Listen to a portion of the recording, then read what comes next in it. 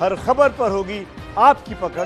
Download कीजिए ABP live app. और इस वक्त एक बड़ी खबर आ रही है। पूर्व राष्ट्रपति प्रणब मुखर्जी नहीं रहे।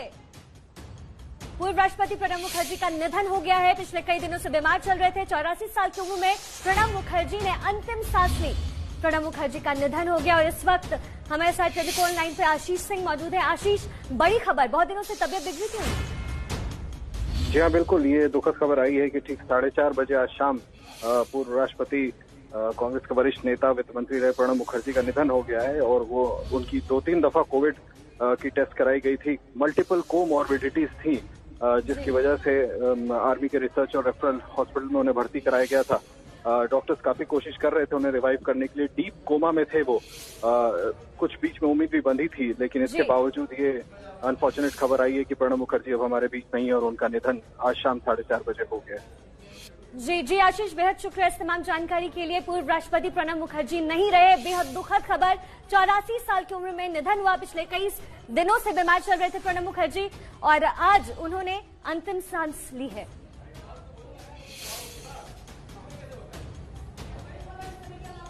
और 80 साल की उम्र में प्रणब मुखर्जी ने अंतिम सांस ली दिल्ली के आर्मी अस्पताल में।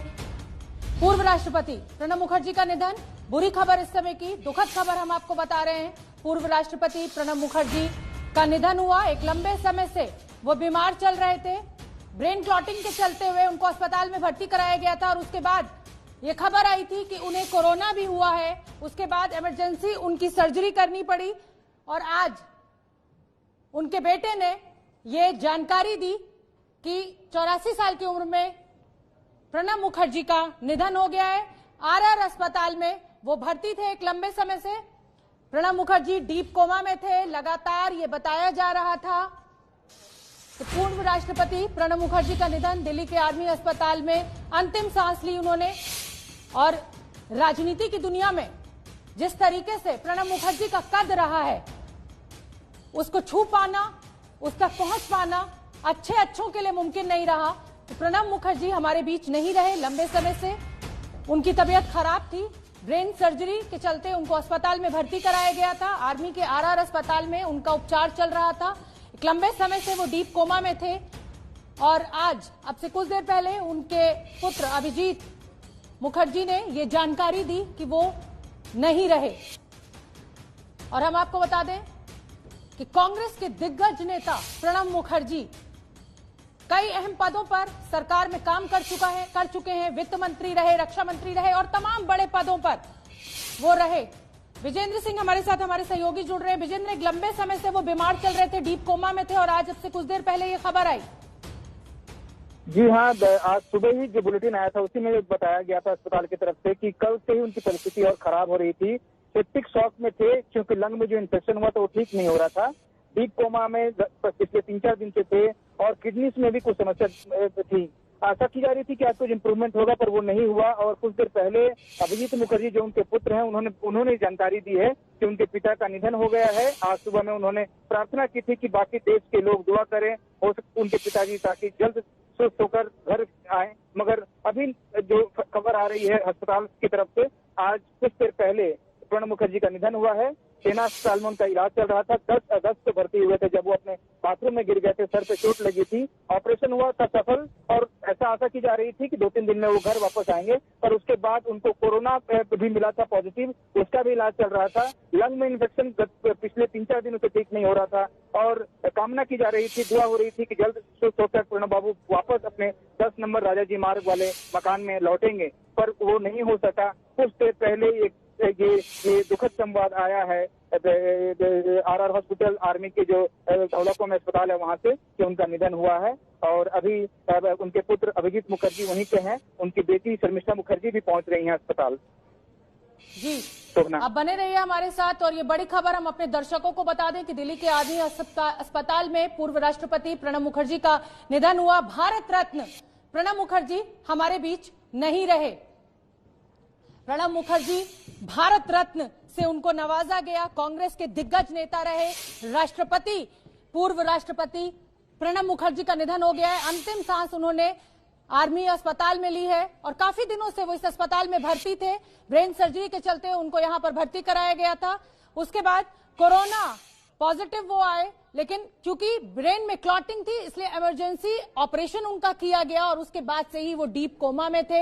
हालांकि बीच में कुछ सुधार भी आया था, लेकिन अब से कुछ देर पहले उनके बेटे अभिजीत बैनर्जी ने ये जानकारी दी और आप देख सकते हैं इस तस्वीर में वो मुस्कुराता हुआ चेहरा। भारत रत्न प्रणब मुखर्जी हमारे बीच नहीं रहे। हर दिल अजीज, सबको पसंद थे। क्या जो सत्ता में जब वो रहते थे तो विपक्ष के वो कहा जाए कि एक तरीके से फेवरेट होते थे, और अब जब वो राष्ट्रपति थे तो सभी दलों के वो चहेते थे। ऐसा नहीं था कि वो कांग्रेस से आते थे तो बीजेपी या और अन्य जो दल थे वो उनको पसंद ना करते हो, लेकिन वो अपने ज्ञान के लिए, अपनी नॉलेज के लिए, अपने राजनीति करने के तरीके के लिए जाने जाते थे। सन 1968 में उन्होंने अपनी राजनीतिक सफर की शुरुआत की थी। इंदिरा गांधी ने उनको राज्यसभा में लेकर आई थी। उसके बाद हालांकि राजीव गांधी के साथ उनकी उस तरह से गाड़ी आगे नहीं बढ़ी थी, लेकिन प्रणब मुखर्जी कई अहम पदों पर रहे हैं, वित्त मंत्री रहे हैं, और जिस तरीके की राजनीति प्रणब मुखर्जी करते थे वो आज के युग में एक उदाहरण की तरह पेश की जाती है। लेकिन दुखद खबर आज शाम को, अब से कुछ देर पहले हमें पता चली, और खबर ये कि भारत रत्न पूर्व राष्ट्रपति प्रणब मुखर्जी हमारे बीच नहीं है। प्रणब मुखर्जी डीप कोमा में थे, काफी लंबे समय से वो अस्पताल में भर्ती थे। बीच में खबर ये भी आई थी कि उनकी तबीयत में कुछ सुधार हुआ है, लेकिन आज ये दुखद खबर उनके बेटे के द्वारा दी गई कि प्रणब मुखर्जी का निधन हो गया है। 2012 से लेकर 2017 तक देश के राष्ट्रपति रहे। अभी एनडीए सरकार ने उनको भारत रत्न से नवाजा और अच्छी खासी ठीक सेहत में वो थे। अपने राजाजी मार्ग के निवास पर वो रहते थे, लेकिन अचानक ब्रेन क्लॉटिंग के चलते उनको भर्ती कराया गया। विजय विद्रोही मेरे वरिष्ठ सहयोगी मेरे साथ जुड़ रहे हैं। विजय विद्रोही, राजनीति की दुनिया में उदाहरण आज भी दिया जाता है प्रणब मुखर्जी के राजनीति करने के तरीके का। जी हाँ, बिल्कुल सही कह रही हैं। समझ नहीं आ रहा कि किस रूप में उन्हें याद किया जाए। कांग्रेस के दिग्गज नेता के रूप में याद किया जाए, राष्ट्रपति के रूप में याद किया जाए, या पॉलिटिकल स्टेटमेंट एक बुद्धिमानी से कैसे दिया जाता है उस रूप में याद किया जाए। भारत रत्न प्रणब मुखर्जी इस रूप में याद किया जाए। आपको ध्यान होगा कि जब 2012 में राष्ट्रपति के लिए किसको खड़ा करेगी कांग्रेस, इसको लेकर सवाल उठ रहा था, तब उन्होंने एक अखबार को एक इंटरव्यू दिया था और उसमें एक ही सेंटेंस में अपने दिल की बात सामने रख दी थी। उनका कहना था कि मुझे सुबह घूमना पसंद है और राष्ट्रपति भवन का लॉन बहुत बड़ा है, तो मैं 2000 मीटर 3000 मीटर 3 किलोमीटर रोज घूमता हूं, तो वो लॉन मुझे बड़ा मुफीद बैठेगा। इतनी सी बात कही थी और सोनिया गांधी उसके बाद तैयार हो गई थी, जो उस समय असमंजस की स्थिति से गुजर रही थी। 10 साल प्रणब मुखर्जी मनमोहन सिंह सरकार के दोनों कार्यकाल में मंत्री रहे और ग्रुप ऑफ मिनिस्टर्स का गठन हर छोटी बात पे तब हुआ करता था, आपको ध्यान होगा। और एक वक्त था कि 1.5 दर्जन ग्रुप ऑफ मिनिस्टर्स की वो अध्यक्षता कर रहे थे। कुल मिलाकर वो संकट मोचक के रूप में थे। संकट मोचक के रूप में उनकी हमेशा भूमिका रही। हालांकि कुछ लोग ये भी आलोचना करते थे कि वो संकट पहले खड़ा करते हैं फिर संकट मोचक की भूमिका में आते हैं, लेकिन उसका समाधान भी सुझाने के लिए वो अपनी तरफ से एक राजनीतिक रूप में वो कामयाब रहे थे। कांग्रेस के नेता गुलाम नबी आजाद जुड़ रहे हैं। आजाद साहब, एक बड़ा नुकसान राजनीति की दुनिया में, प्रणब मुखर्जी हमारे बीच नहीं है आज। ये बहुत ही अफसोस की बात है कि इस तरह के नेता और इस तरह के ग्रेट एडमिनिस्ट्रेटर और ग्रेट इकोनॉमिस्ट प्रणब दा जी आज हमारे बीच में नहीं है। मैं उनको तकरीबन 4-4.5 दशकों से जानता हूं, यूथ कांग्रेस के जमाने से जानता था, और विशेष रूप से 77 के वक्त में जब इंदिरा जी को सब छोड़ के गए थे तो हम सब लोग इंदिरा जी के साथ खड़े रहे थे, और पेरेंट ऑर्गेनाइजेशन में प्रणब दा थे, यूथ कांग्रेस में हम सब लोग थे, और तब से लेकर उनके देहांत होने तक कुछ दिनों तक हम सब इकट्ठे थे और सब दुख और सुख के इस वक्त में हम इकट्ठे रहे हैं। वो एक बहुत जबरदस्त एडमिनिस्ट्रेटर थे। जिस मिनिस्ट्री में भी वो रहे उसको कामयाबी से चलाया, और संगठन के बारे में भी जो सलाह देते थे वो उसको माना जाता था, और बहुत अच्छे इकोनॉमिस्ट थे। उससे न सिर्फ कांग्रेस पार्टी को बल्कि पूरे देश को बहुत ही नुकसान हुआ। आजाद साहब, 1969 में प्रणब मुखर्जी ने राज्यसभा से राजनीति की दुनिया में कदम रखा था, अपना सफर तय किया था, तमाम बड़े पदों पर वो आसीन रहे। उसके बाद भारत के राष्ट्रपति तक बने, जैसा कि आप भी कह रहे हैं कि बेहतरीन एक एडमिनिस्ट्रेटर वो रहे। मुझे लगता है कि आज की राजनीति के दौर में उनका उदाहरण हमेशा पेश किया जाएगा? देखो, इस तरह के लोग जो बड़े लोग होते हैं, इकोनॉमिस्ट होते हैं, अच्छे एडमिनिस्ट्रेटर होते हैं, अच्छे वक्ता होते हैं, अच्छे राइटर होते हैं, उन ऐसे लोगों को सिर्फ पार्टी के अंदर नहीं, पार्टी के बाहर भी उनकी इज्जत करते हैं, उनकी रिस्पेक्ट करते हैं। और प्रणब दा ऐसे ही लोगों में थे जिनको न सिर्फ पार्टी के अंदर बल्कि पार्टी के बाहर भी उनका आदर किया जाता था, उनकी इज्जत किया जाती थी। और प्रणब दा को हमेशा देश याद करते रहेगा, देशवासी याद करते रहे। उनके निधन से देश ने एक बहुत बड़ा लीडर खो दिया है। आजाद साहब, जिस तरीके से निष्पक्षता के साथ उन्होंने अपने पूरे हर कार्यकाल को पूरा किया, कांग्रेस में एक लंबा सफर उन्होंने तय किया, लेकिन जब वो राष्ट्रपति बने तो वो आरएसएस के मंच पर भी पहुंचे और उसी निष्पक्षता के साथ उन्होंने अपनी बात वहां पर रखी। हालांकि कांग्रेस में इस बात को लेकर खुशी नहीं थी, लेकिन उस लम्हे को भी उन्होंने उसी एक कहा जाए कि खास व्यक्तित्व की तरह से उस मंच पर अपने को पेश किया था। ठीक है, कहीं हम नहीं चाहते थे वो जाएं, अब ये पुरानी बात है, आज इस पे चर्चा नहीं करनी चाहे, लेकिन एक तरीके से उन्होंने ये भी दिखाया कि सभी कांग्रेस के बाहर भी लोग चाहते थे, कांग्रेस के बाहर भी उनकी एक्सेप्टेबिलिटी थी, लेकिन आज उस पे चर्चा करने का मौका नहीं है। आज ये हमें कहना है कि उनके निधन से देश को बहुत नुकसान हुआ और हम यही दुआ करते हैं कि भगवान उनकी आत्मा को शांति दे और उनके लड़के और लड़की को हिम्मत दे कि इस बहुत बड़े नुकसान को बर्दाश्त करें। आजाद साहब, मैं यही कहना चाह रही थी इस बात के जरिए कि एक विचारधारा से वो एक लंबे समय तक जुड़े रहे, लेकिन उसके बाद अचानक आरएसएस के मंच पर जाना उनकी निष्पक्षता को भी दर्शाता है। मैं आऊंगी आजाद साहब आपके पास। आनंद शर्मा भी मेरे साथ कांग्रेस के नेता जुड़ गए हैं। आनंद साहब, बहुत बड़ा नुकसान आज कांग्रेस के लिए भी और देश के लिए भी। जी, बहुत गहरा दुख हुआ है प्रणब दा के जाने से, वो भी इस समय जो देश बड़ी चुनौतियों का सामना कर रहा है, चाहे वो भारत चीन सीमा पर हो लद्दाख में, चाहे हमारी अर्थव्यवस्था जो चरमरा रही है, ऐसे समय में प्रणब दा के अनुभव को देखते हुए देश को उनके मार्गदर्शन की आवश्यकता थी और उससे पूरे भारत को लाभ रहता। पर ये प्रारब्ध की बात है। प्रणब दा के विषय में जितना कहा जाए उनके गुणों के बारे में, उनकी विद्वता के बारे में शायद कम रहे।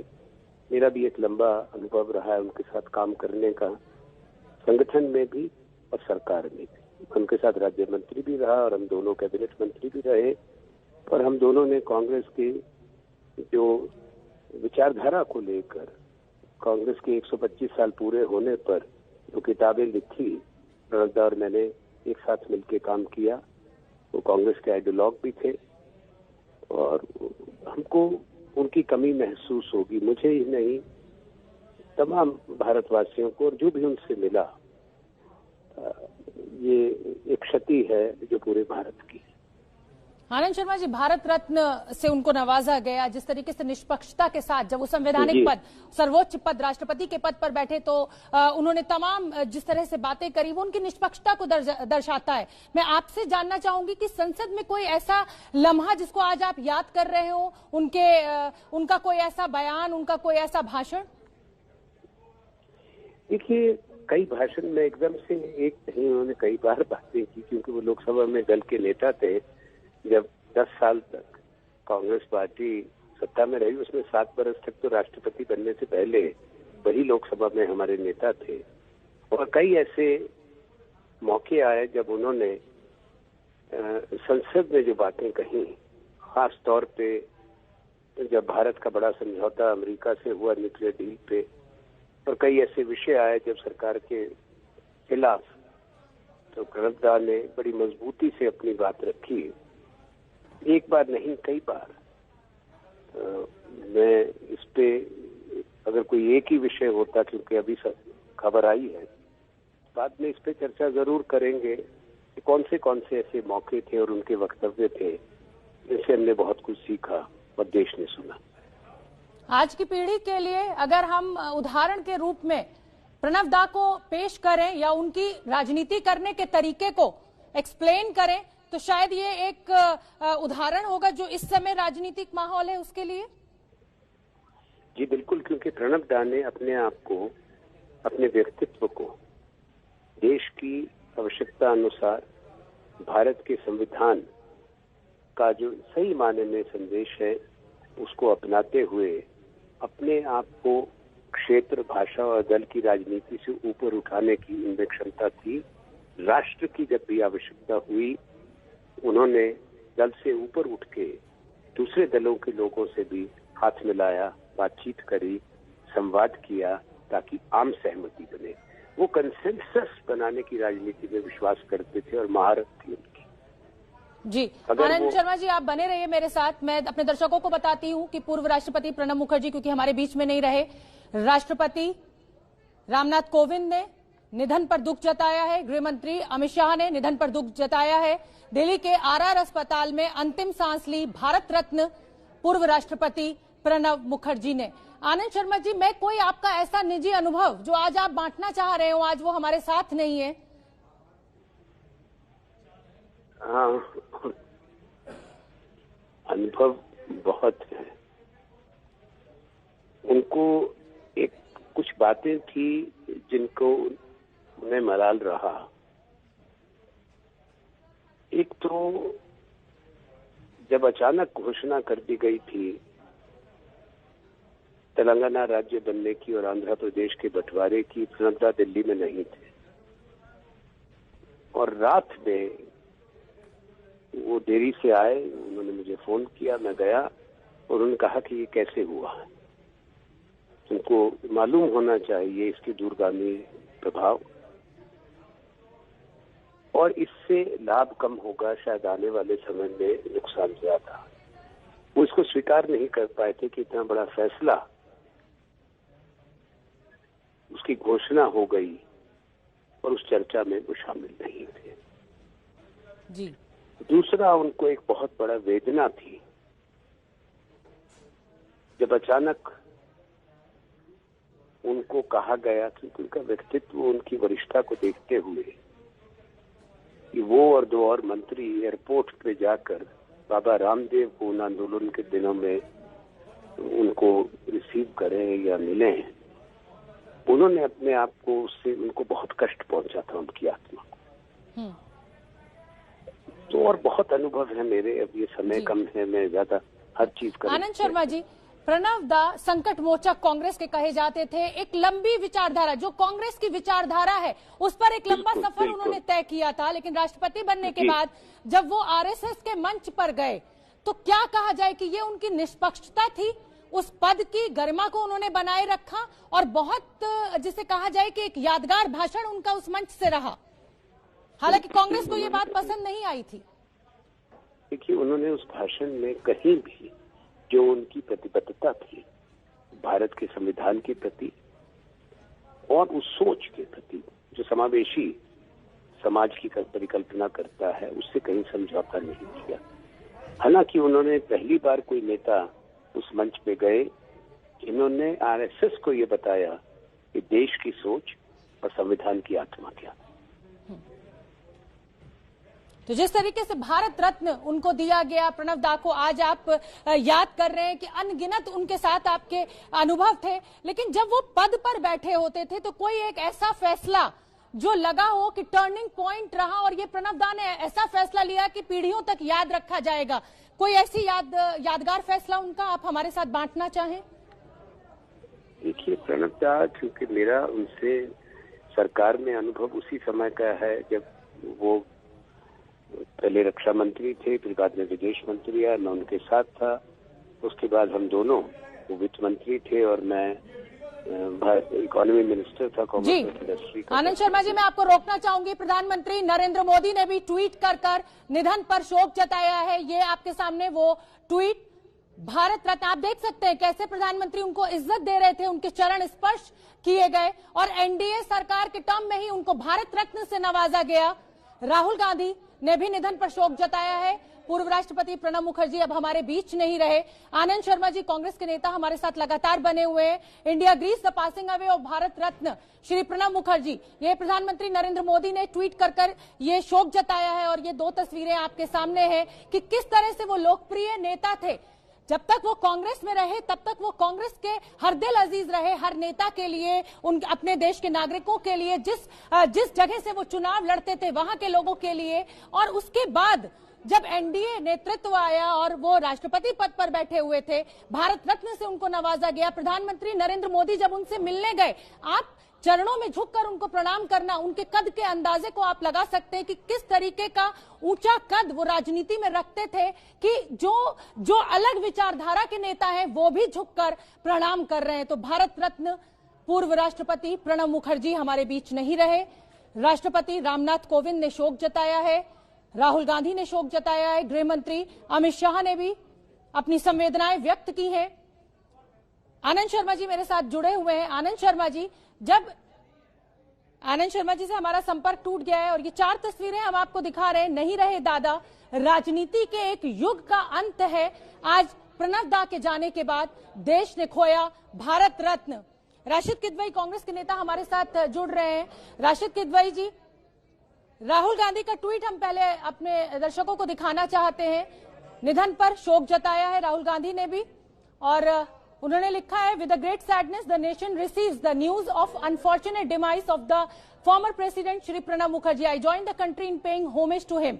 My deepest condolences to the bereaved family and friends. ये राहुल गांधी का ट्वीट हम आपको दिखा रहे हैं। प्रधानमंत्री नरेंद्र मोदी ने भी ट्वीट किया है और पूरा देश आज स्तब्ध है क्योंकि जिस तरीके से हर दिल अजीज भारत रत्न राष्ट्रपति रहे हैं, एक लंबा जो उनका सफर रहा है, ये गृह मंत्री अमित शाह का ट्वीट, भारत रत्न श्री प्रणब मुखर्जी नहीं रहे, उन्होंने सच्चे मन से देश की सेवा की, देश उन्हें हमेशा याद रखेगा। और मैं फिर एक बार कहना चाहूंगी कि वो सिर्फ कांग्रेस की विचारधारा को व्यक्त नहीं करते थे, वो हर दिल अजीज थे, चाहे वो सत्ता में रहे चाहे वो विपक्ष में रहे। राष्ट्रपति रामनाथ कोविंद का ये ट्वीट, पूर्व राष्ट्रपति प्रणब मुखर्जी के निधन की दुखद खबर मिली, एक युग का आज अंत हो गया। और जो दर्शक हमसे अभी जुड़े, मैं बताना चाहती हूँ कि ब्रेन सर्जरी के चलते उनको आरआर अस्पताल, आर्मी के अस्पताल में भर्ती कराया गया था। वहां पहुंचकर डॉक्टर्स ने टेस्ट किया तो पता चला वो कोरोना पॉजिटिव भी है। उसके बाद इमरजेंसी ब्रेन सर्जरी की गई, तभी से वो डीप कोमा में थे। रामनाथ कोविंद राष्ट्रपति, उनका ये ट्वीट हम आपको दिखा रहे हैं और 4 तस्वीरें। और जैसा कि अभी हमारे सहयोगी विजय विद्रोही ने बताया कि जब राष्ट्रपति पद के लिए उनका नाम चल रहा था और मीडिया ने उनसे पूछा कि क्या आप राष्ट्रपति बनना चाहते हैं, तो उन्होंने कहा कि मुझे राष्ट्रपति भवन का जो लॉन है, मुझे घूमना पसंद है और मुझे वो राष्ट्रपति भवन का वो गार्डन, वो लॉन बहुत पसंद है। एनसीपी के नेता शरद पवार हमारे साथ जुड़ गए हैं। शरद पवार जी, आपने बहुत लंबे समय तक काम किया है प्रणब दा के साथ, आज कैसे याद कर रहे हैं आप? मैंने मेरी पार्लियामेंट्री करियर शुरुआत हो गई 1967 का स्टेट लेवल पर, और उसी समय देश की पार्लियामेंट में, राज्यसभा में एंट्री करने का काम प्रणब बाबू ने किया था। और तब से प्रैक्टिकली आज तक हम हमेशा सहयोगी रहे। वो मुझसे सीनियर थे देश की राजनीति में और खासकर पार्लियामेंट में। तो मुझे लगता है कि 4 या 5 बार वो पार्लियामेंट में थे और बहुत जब कोई समस्या पैदा होती थी तब देश की जो लीडरशिप है उनको ठीक तरह से सलाह देने का काम करने के लिए कौन, ऐसे सवाल हमारे सामने आता था। तो इसमें पहला नाम हमेशा प्रणब दा का आता था। प्रणब बाबू ने बहुत बड़ी जिम्मेदारी संभाली। वो इंदिरा जी के साथ मिनिस्ट्री में थे, शायद फाइनेंस मिनिस्ट्री उनको तब जिम्मेदारी थी, वो कॉमर्स मिनिस्ट्री उनके साथ थी। राजीव गांधी के साथ उन्होंने काम किया, नरसिंह राव के साथ उन्होंने काम किया, मनमोहन सिंह साहब के साथ उन्होंने काम किया।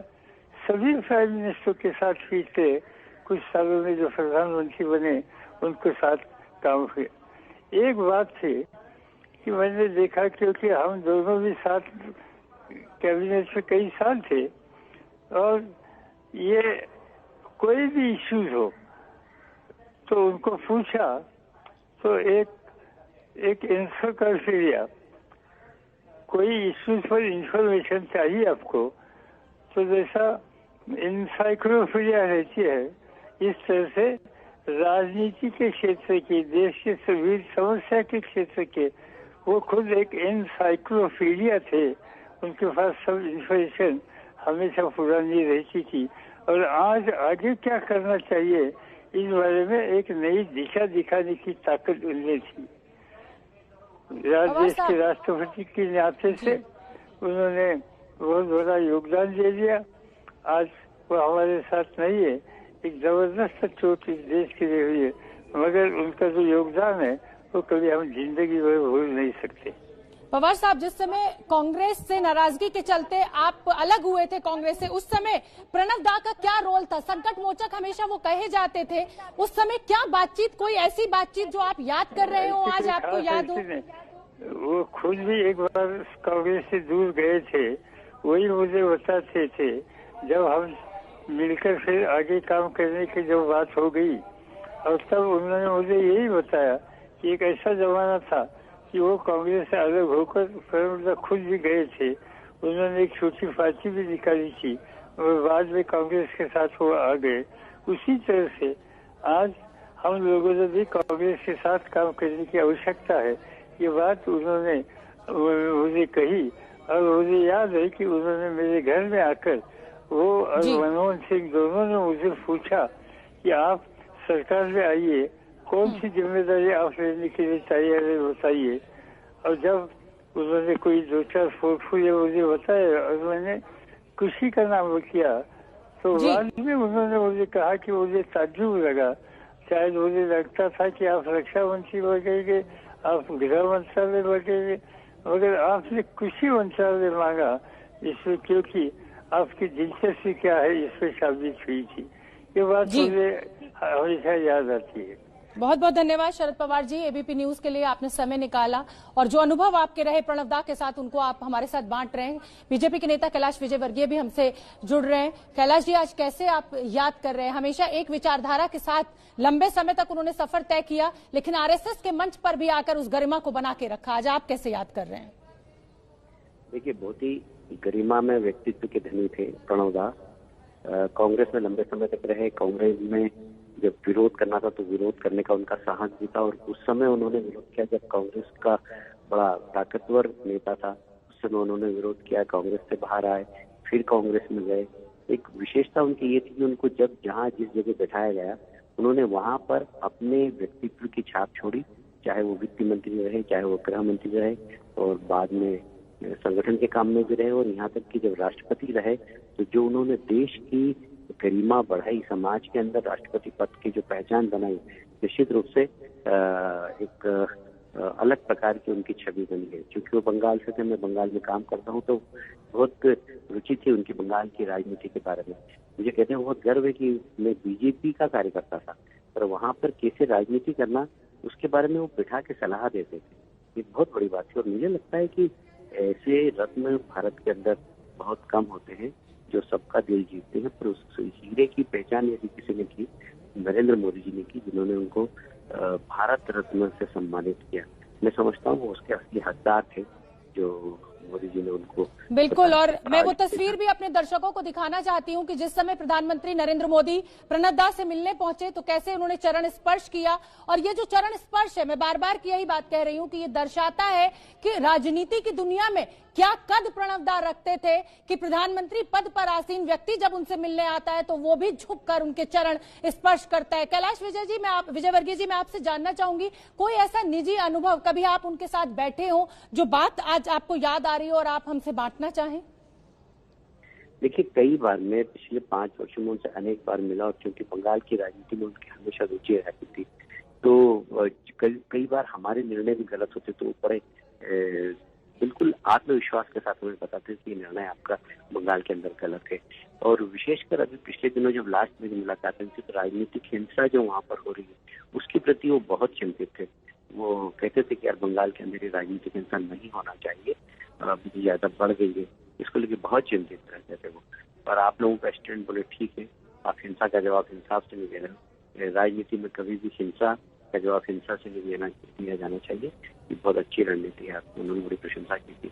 मैं तो बहुत ही उनके जाने से बड़ा दुखी हूँ, मैं अंतर मन से दुखी हूँ। मेरी विनम्र श्रद्धांजलि उनके चरण। तो आज के युवा राजनेताओं के लिए एक बहुत बड़ा संदेश, प्रणव दा की राजनीति को आप देखते हैं जिस अंदाज में वो राजनीति करते थे, पक्ष और विपक्ष दोनों को एक साथ लेकर चलते थे, आपसी कोई मनमुटाव नहीं था, भाषा की मर्यादा कभी नहीं तोड़ी जाती थी। नहीं, मुझे लगता है कि वो बहुत ऊपर राजनीति से बहुत ऊपर थे, उनका लोग सम्मान भी इसलिए करते थे। मुझे याद आता है कि मैं शिवराज जी के साथ मंत्रिमंडल का सदस्य था और वहां पर बहुत बाढ़ आई, तो हम लोग वित्त मंत्री की हैसियत से उनके पास मध्य प्रदेश की समस्या लेकर गए। उन्होंने कहा कि देखिए, राजनीति कारणों से तो मैं आपकी बहुत मदद नहीं कर सकता, पर शायद शिवराज जी को विस्मरण होगा यदि वो सुन रहे हो, तो लास्ट डे जब 31 मार्च के पहले 4 दिन पहले उनका फोन आया कि शिवराज जी, मैं आपको व्यक्तिगत संबंधों के आधार पर 280 करोड़ रुपए भिजवा रहा हूँ। हालांकि आपकी डिमांड जितनी थी उससे कम है, पर कांग्रेस का वित्त मंत्री भारतीय जनता पार्टी के मुख्यमंत्री को 280 करोड़ रुपए की राशि दे रहा है, जबकि सरकार ने मना कर दिया था। तो ये व्यक्तिगत संबंध पे भी मर्यादाओं को लांघ कर उसको मेंटेन करना, ये उनकी एक विशेषता थी और एक बहुत बड़े दिल और दिमाग के व्यक्ति को मुझे लगता है। बहुत बहुत धन्यवाद कैलाश विजयवर्गीय जी, आपने हमारे लिए समय निकाला और हमारे साथ वरिष्ठ पत्रकार राशिद किदवई जुड़ गए हैं, मेरे सहयोगी प्रणय उपाध्याय हमारे साथ जुड़े हुए हैं। और राशिद जी, मैं आपका रुख करना चाहूंगी, आज एक बहुत बड़ा नुकसान देश की राजनीति को हुआ है। प्रणव दा हमारे बीच नहीं रहे, अंतिम सांस उन्होंने आरआर अस्पताल में ली, कैसे याद करेंगे आप? जी, प्रणब मुखर्जी के बहुत सारा, उनके व्यक्तित्व के बहुत सारे अध्याय हैं और उसको एक एक अध्याय के बारे में बहुत कुछ कहा सकता है। मुझे लगता है पहले वो देश का मिजाज समझते थे। देखिए, राजनीतिक मतभेद जो या जिस तरह की राजनीति आज की हो रही है उससे सब बहुत हटके होते थे और विरोधियों को बहुत अच्छी नजर से देखते थे। विरोधी उनको बड़े सम्मान की दृष्टि से देखते थे। मैंने शरद पवार की भी आपसे बात कर रहे थे। देखिए, 1985 में जब राजीव गांधी जब 84 में जीत के आए तो शरद पवार कांग्रेस में नहीं थे और श्रेय प्रणब मुखर्जी को ही जाता है कि प्रणब मुखर्जी ने उनको ला करके राजीव गांधी से मिलवाया। इसका पता नहीं किस कारण से शरद पवार ने खुद ने उल्लेख नहीं किया, लेकिन उनके बहुत सारे इस तरह से कॉन्ट्रीब्यूशन थे।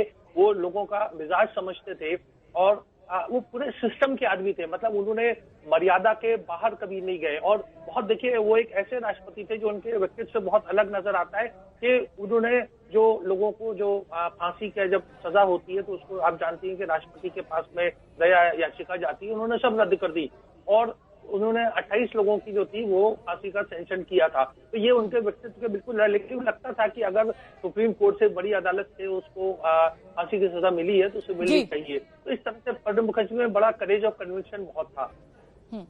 राशिद जी, जिस चीज का आप जिक्र कर रहे हैं, और मैं संगीता जी भी मेरी वरिष्ठ सहयोगी हैं, वो भी हमारे साथ जुड़ गई हैं। संगीता जी, जैसे कि लगातार मैं जिक्र कर रही हूं कि कांग्रेस की एक विचारधारा से वो ताल्लुक रखते थे, लेकिन जब आरएसएस के मंच पर पहुंचते हैं तो अपनी उस गरिमा को कहीं ना कहीं वो खोते नहीं है, बल्कि उस इज्जत को और ज्यादा बढ़ाते हैं उस मंच से। आज आप क्या कहेंगी उनके लिए? देखिए, प्रणब मुखर्जी जो है वो सभी पार्टी में तो उनका सम्मान था ही, लेकिन मैं उनको इस तौर पे याद कर रही हूँ कि जब यूपीए की सरकार थी, यूपीए 1 खासतौर पे मैं जिक्र करूंगी, लेफ्ट के साथ जब सरकार थी, तो उस समय कोऑर्डिनेशन कमेटी के जरिए वो सरकार एक तरह से लेफ्ट के साथ कोऑर्डिनेट की जा रही थी और उसमें एक अहम रोल प्रणब मुखर्जी की होती थी। जब भी कोई संकट आए, जहां पर भी छोटे मोटे समर्थन के मुद्दे आते थे कि इस पर नाराजगी है लेफ्ट की, उस पर फला पार्टी नाराज हो गई है, तो प्रणब मुखर्जी वहां पर सामने आते थे और वो फिर सारी चीजें सुलह सफाई कराने में, बैठ के करने में, तो एक संकट मोचक की भूमिका में नजर आते थे। तो कहीं ना कहीं ये साफ तौर पे जाहिर करता है कि उनकी एक्सेप्टेंस बहुत ज्यादा थी, उनकी बात का सम्मान था, उनको लोग सुनते थे, समझते थे और राजनीति की गहरी समझ, मुद्दों की गहरी समझ, वो सारे, इसलिए जो विरोधी भी थे उनकी बात को सुनते थे, समझते थे और सहमति तक पहुंचने की कोशिश होती थी एक। और यही जो तरीका था राजनीति का, इसको आज भी सराहा जाता है। जब प्रधानमंत्री मिलने पहुंचते हैं तो चरण स्पर्श करते ही उनकी राजनीति के कद को बयान करता है। आशीष का मैं रुख कर लेती हूँ। आशीष, क्योंकि पूर्व राष्ट्रपति कोविड से भी पीड़ित थे, तो अब उनके अंतिम संस्कार में क्या प्रोटोकॉल रहेगा, ये मैं जानना चाहती हूँ आपसे। देखिए, पहले तो ये क्लैरिटी शोभना लेनी होगी। मुझे लगता है आर्मी के रिसर्च एंड रेफरल हॉस्पिटल में थे वो, तो पहले ये तय किया जाना है कि बॉडी घर पर आती है या नहीं आती है। हमें उस प्रोटोकॉल का इंतजार करना पड़ेगा। कोविड पेशेंट्स को लेकर के आपको मालूम है कि तमाम प्रोटोकॉल्स होते हैं। मैं आपको बता दूं 2 बार कोविड टेस्ट कराए गए थे प्रणब मुखर्जी का और दोनों बार उनका कोविड टेस्ट जो है वो पॉजिटिव आया था। लिहाजा हमें देखें ऑफिशियल्स भी यहाँ पर आ रहे हैं, ये व्यवस्था यहाँ पर की जा रही है। मैं आपको दिखाता हूँ कि जो भी प्रोटोकॉल होगा उसके मुताबिक अरेंजमेंट किया जाएगा और फिर ये तय होगा कि बॉडी यहाँ आती है, क्रिमेशन कब होता है। शोभना, मुझे लगता है कि थोड़ा सा इंतजार करना पड़ेगा क्योंकि उसके फाइनल कॉल आर्मी लेगी, क्योंकि फॉर्मर प्रेसिडेंट थे और जैसा मैंने आपको बताया कि फिलहाल उनका जो निधन हुआ है वो आर्मी के रिसर्च एंड रेफरल हॉस्पिटल में हुआ है। जी आशीष बने रहिए। प्रणय का मैं रुख करना, हम निष्पक्षता की बात लगातार पूर्व राष्ट्रपति प्रणब मुखर्जी की कर रहे हैं। जिस तरीके से आज उनका निधन हुआ है, हर क्या सत्ता पक्ष और क्या विपक्ष, हर नेता उनको एक ही अंदाज में याद कर रहा है और यही शायद उनका स्टाइल ऑफ पॉलिटिक्स था। बिल्कुल शोभना, लेकिन पहले मैं आपके इस सवाल का जवाब दूं उससे पहले मैं एक जानकारी साझा करना चाहूंगा। जिस चीज का जिक्र आशीष कर रहे थे, गृह मंत्रालय अब से कुछ देर बाद ऑफिशियल स्टेटमेंट एक जारी करेगा जिसके अंदर स्टेट मोर्निंग क्या होगी, किस तरीके से उनका अंतिम संस्कार किया जाएगा। क्योंकि वो भारत रत्न थे, पूर्व राष्ट्रपति थे, इसलिए पूरे सैनिक सम्मान के साथ उनकी अंतिम विदाई किस तरीके से होगी। और चूंकि कोविड का भी जिक्र आपने किया तो उस पर सरकार को कॉल लेना है कुछ देर बाद। ये हमें जानकारी मिली है कि कुछ देर बाद इस पर स्पष्टता आएगी और उसके बाद बताया जाएगा कि किस तरीके से जो उनकी अंतिम यात्रा है या उनका अंतिम संस्कार किस तरीके से किया जाएगा। जहां तक आपने उनके व्यापक व्यक्तित्व की बात की शोभना, बीते 2 दशकों में दिल्ली में रिपोर्टिंग करने के दौरान मुझे आशीष कुछ हमें जानकारी देना चाहते हैं। प्रणय, मैं फिर आपके पास आऊंगी। बताइए आशीष, क्या अपडेट?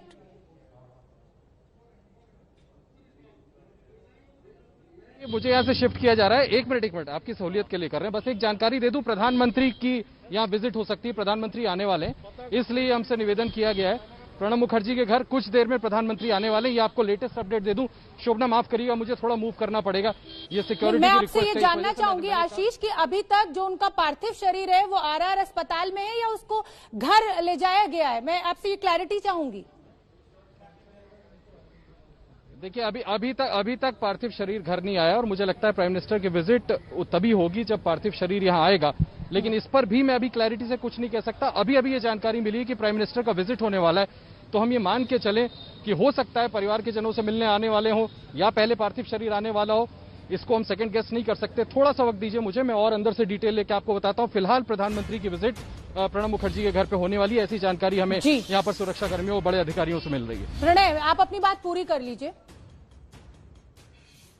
बिल्कुल शोभना, तो जिस पर हम बात कर रहे थे कि प्रणब मुखर्जी का जो व्यक्तित्व था, इनफैक्ट उतना अनुभवी व्यक्ति जिसने इतने लंबे समय तक सत्ता के अंदर अनुभव रखा हो, जिसने जो सीसीएस की यानी सरकार की, भारत सरकार की जो टॉप मिनिस्ट्रीज हैं 4, उनमें से 3 के अंदर जिसने अपना अनुभव रखा हो, वो वित्त मंत्री रहे, वो रक्षा मंत्री रहे, वो विदेश मंत्री रहे। इनफैक्ट संसद के अंदर भी एक बड़े कद्दावर नेता के तौर पर उनका जो दबदबा था, उनका वो जो रसूख था, जब वो कॉरिडोर में भी निकलते थे तो लोग अलग हटके रास्ता दिया करते थे, लेकिन वो बातों के बड़े शौकीन थे। और इनफैक्ट प्रणब मुखर्जी से जब हम लोग कई बार बात करते थे तो वो कहते थे कि अगर मैं राजनेता नहीं बनता तो शायद मैं प्रोफेसर बनता। उनकी जो दूसरों को सिखाने की इच्छा थी, इसलिए कई बार जब उनसे हम लोग सवाल भी पूछते थे तो यह ध्यान रखना होता था कि आप उनसे एक जिज्ञासु की तरह सवाल पूछें। जब आप उनसे पूछते थे तो वो पूरे विस्तार से, और जिसका जिक्र अभी कुछ देर पहले शरद पवार कर रहे थे कि वो एक चलता फिरता इंसाइक्लोपीडिया थे। और केवल यही नहीं, विदेश यात्राओं में भी जब वो बाहर भी कहीं जाते थे तो उनका ये जो अप्रोच था, उनका जो एक कद था, ये कई बार विदेश के नेताओं के साथ बैठकों में भी नजर आता था। मुझे अच्छी तरह से याद है जब जिस वक्त 26/11 का हमला हुआ, उस समय पाकिस्तान के विदेश मंत्री शाह महमूद कुरैशी थे और वो भारत की यात्रा पे थे। और उसके बाद 26/11 का जिस तरीके से मुंबई आतंकी हमले के बाद उन्होंने विदेश मंत्री के तौर पर चीजों को हैंडल किया, जिस तरीके से उन्होंने पाकिस्तान को मैसेज कन्वे किया, उसके बाद वो वित्त मंत्री रहे, इसके पहले रक्षा मंत्री के तौर पर भी उन्होंने कई व्यापक बदलाव किए। तो बहुत सारी चीजों का अनुभव उनका था और ये शायद अनुभव का ही वजन था शोभना कि सत्ता के गलियानों में भी वो एक अपना अलग कायदा, अपना एक अलग दबदबा और एक अलग रसूख रखते थे। बिल्कुल, विजय विद्रोही मेरे वरिष्ठ सहयोगी मुझसे जुड़ रहे हैं। जिस परिपक्वता की बात राजनीति में प्रणय भी कर रहे हैं और तमाम जो कांग्रेस के नेता हमसे जुड़े हैं, ये हम आपको ये तस्वीरें पहले दिखा देते हैं। ये एबीपी नेटवर्क के कार्यक्रम में प्रणब दा आए थे हिस्सा लेने के लिए, उस समय की ये तस्वीरें हम आपको दिखा रहे हैं। और भारत रत्न प्रणब दा आज क्योंकि हमारे बीच नहीं रहे तो एबीपी उनको अपनी श्रद्धांजलि अर्पित कर रहा है। ये तस्वीरें हम आपको दिखा रहे हैं। प्रणब दा ने एबीपी न्यूज के कार्यक्रम में हिस्सा लिया था और जिस तरीके से जैसा कि मेरे सहयोगी प्रणय भी जिक्र कर रहे हैं, संगीता जी ने भी जिक्र किया कि जो परिपक्वता उनकी राजनीति में, उनके व्यक्तित्व में, उनके डिसीजन मेकिंग में, जो कहा जाए कि निर्णय लेने की जो क्षमता में दिखाई देती थी, वही एक कहा जाए कि सार है कि सभी के साथ, क्या सत्ता पक्ष और क्या विपक्ष, किसी भी विचारधारा का कोई भी नेता हो, सब प्रणव दा को पसंद करते थे। तो ये तस्वीर उस समय की जब एबीपी न्यूज के एक खास कार्यक्रम में हिस्सा लेने के लिए प्रणव दा पहुंचे थे। विजय विद्रोही, मैं लगातार एक परिपक्वता की बात कर रही हूं और वो तस्वीर भी अपने दर्शकों को दिखा रही हूं जिसमें प्रधानमंत्री नतमस्तक होकर चरण स्पर्श कर रहे हैं। जी हाँ, देखिए, कुल मिला के राजनीति में सम्मान हासिल किया जाता है और प्रणव दा ने ये सम्मान बखूबी अपनी खूबियों के कारण हासिल किया था। परिपक्वता की जहां बात कर रही हैं तो एक छोटा सा उदाहरण है जिससे आनंद शर्मा ने भी जिक्र किया था कि जब बाबा रामदेव एयरपोर्ट आए थे तो वो नहीं जाना चाहते थे, उनको जबरन भेजा गया था, लेकिन उसके बावजूद अन्ना के आंदोलन से मनमोहन सिंह सरकार को कैसे उभारना है इसके लिए वो लगातार लगे रहे थे। उन्हीं की राय थी, या सम्मिलित राय में से उनकी राय सबसे बड़ी राय ये थी कि संसद का संयुक्त सत्र बुलाया जाना चाहिए, जिसमें लोकपाल। एलजेपी के नेता रामविलास पासवान हमसे जुड़ गए हैं। पासवान जी, आज कैसे याद कर रहे हैं? आपने तो उनके साथ काम किया है। बहुत काम किया। हम तो जब पहली बार 77 में सबसे ज्यादा वोट से जीत करके आए थे, है ना, तो बिल्कुल गए थे तो रिलैक्स मूड में अपना जो है सो बैठे हुए थे और उसके बाद जो है सो फिर बहुत उन्होंने बढ़ाई किया, कहा कि एकदम जो है, जबकि हम उस समय में मतलब कि जेपी मूवमेंट से निकल करके आए थे, उसके बाद फिर सरकार में भी जो है लगातार जब यूपीए में थे तो जितने भी इम्पोर्टेंट जो होता था सरकार का निर्णय, उसमें जरूर उनको जो है उसका जीओएम का जो है सो अध्यक्ष उनके नेतृत्व में बनाया जाता था। और खास करके जो SC का मामला आता था या इकोनॉमिक कोई मामला आता था, और हमने उस समय में कैबिनेट वगैरह में भी देखा कि जो वो बोलते थे वो अंतिम वाक्य होता था और कोई उसमें मतलब कि जरा सा भी कंफ्यूजन नहीं, कुछ नहीं। तो रक्षा मंत्री के रूप में काम किए, विदेश मंत्री के रूप में काम किए, वित्त मंत्री के रूप में काम किए, फिर उसके बाद क्या कहते हैं कि देश के क्या कहते हैं कि राष्ट्रपति बने और उसके बाद वो उनको भारत रत्न दिया गया। बिल्कुल, सबसे जो बिल्कुल बहुमुखी प्रतिभा के मालिक प्रणव दास, क्योंकि हमारे बीच में नहीं रहे और तमाम नेता, तमाम मंत्री हमारे से जुड़ रहे हैं, अपनी श्रद्धांजलि दे रहे हैं। बहुत बहुत धन्यवाद पासवान जी।